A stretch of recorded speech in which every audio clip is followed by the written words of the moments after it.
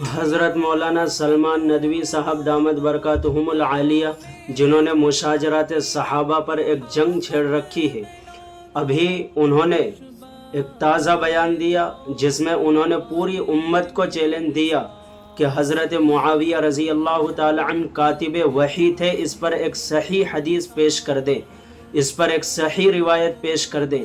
لہٰذا انگلینڈ کے حضرت مولانا سمیر الدین صاحب قاسمی دامت برکاتہم العالیہ نے حضرت امیر معاویہ رضی اللہ تعالی عنہ کے کاتب وحی ہونے پر دلائل کے انبار لگا دیے۔ ان دلائل کو سنیں اور حضرت معاویہ رضی اللہ تعالی عنہ کیا واقعی کاتب وحی تھے، اس پر دلائل سماعت فرمائیں۔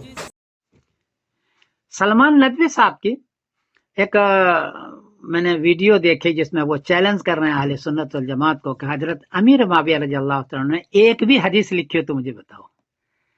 اسی ویڈیو میں وہ بھی کہہ رہے ہیں کہ وہ شدر تھے یا چھوت تھے۔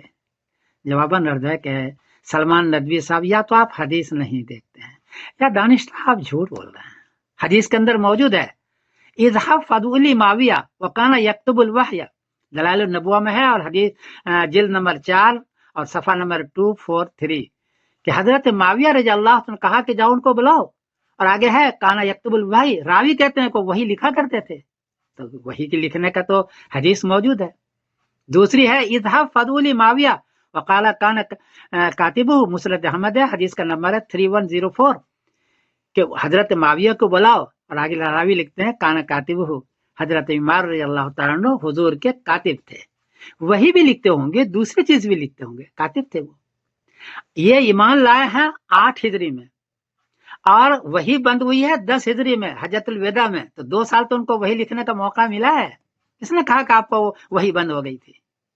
تیسری حدیث ہے ان نبی صلی اللہ علیہ وسلم انه قال لمعاویہ اللہم اجعلہ ہادیا مہدیا واہد بہ، ترمذی شریف حدیث کا نمبر ہے 3842، اے اللہ حضرت معاویہ کو ہدایت دینے والا بنا، ہدایت یافتہ بنا، اس سے ہدایت پھیل جائے، یہ بتایا۔ تو حضور تو دعا کر رہے ہیں حضرت امیر معاویہ رضی اللہ تعالیٰ عنہ کے لیے، اور آپ کہتے ہیں کہ وہ شدر ہیں۔ حضور صحیح یا آپ صحیح؟ آپ فیصلہ فرما لیں۔ وہ تو کہہ رہے ہیں ہادین مہدین وحدی بھی۔ ایک چوتھی حدیث میں ہے ان نبی صلی اللہ علیہ وسلم قال لمعاویہ اللہم مکن لہ فی البلاد وقہ سوء العذاب، طبرانی، اور حدیث کا نمبر ہے 1065، اے اللہ معاویہ رضی اللہ تعالیٰ عنہ کو شہر میں قوت عطا فرما اور برے عذاب سے ان کو بچا۔ اس دعا کا اثر یہ ہوا نبی کریم صلی اللہ علیہ وسلم کے، یہ طبرانی کا حدیث ہے، کہ 20 سال انہوں نے حکومت کی، اتنی حکومت کسی کی نہیں ہے، اور انصاف کے ساتھ حکومت کی۔ اور معاویہ رضی اللہ عنہ 20 سال حکومت کی، اس میں انصاف کیا، اہل بیت کو انہوں نے سہولتیں دی، حضرت حسن حضرت حسین اہل بیت کو پوری سہولت دی، اتنی تو کسی اور نے بھی سہولت نہیں دی ہے۔ اس زمانے میں کسی نے اہل بیت کی طرف آنکھ اٹھا کے نہیں دیکھا۔ اس سے پہلے 3 جنگیں کروا دی تھی حضرت علی رضی اللہ تعالیٰ عنہ سے، جنگ صفین، جنگ جمل اور نہروان وغیرہ، اور بڑی تکلیف دی تھی، لیکن معاویہ رضی اللہ عنہ ساری کفایت کی۔ تو نبی کریم صلی اللہ علیہ وسلم کے بارے نے تو فرمایا کانا یکتب الوحی، اور آپ کہتے ہیں کہ وہی دیکھ لاؤ کسی نے کب لکھی۔